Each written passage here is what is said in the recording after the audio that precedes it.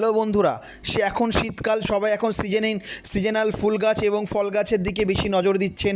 ফুল গাছের পরিচর্যা এবং তাদের ফার্টিলাইজ দেখছেন, কিন্তু যেসব গাছ আপনাদের ছাদ বাগানে সারা বছর পড়ে থাকে, যেসব পুরনো গাছ যেগুলো দীর্ঘজীবী গাছ, যেমন আম, জাম, কাঁঠাল, লিচু, এই সব গাছগুলিকেও আপনাদেরকে পরিচর্যা করতে হবে। এখন শীতকাল, এখন যেহেতু তারা একটু ঘুমিয়ে রয়েছে, তো এখনই তাদেরকে পরিচর্যা করার সঠিক সময়। তো সেই জন্য কী পরিচর্যা করছি এই সব গাছের জন্য দেখুন। তার জন্য দিতে হবে হচ্ছে ফ্যান জল এবং চাল ধোয়া জল। আমরা যখন প্রথম চাল ধুই, সেই চালের যে প্রথম জলটি এবং সাথে কিছুটা ফ্যান জল মিলিয়ে 2 লিটার ফ্যান জলের সাথে 10 লিটার জল মিশিয়ে সেটি প্রত্যেকটা গাছের গোড়ায় আপনাদেরকে অ্যাপ্লাই করতে হবে।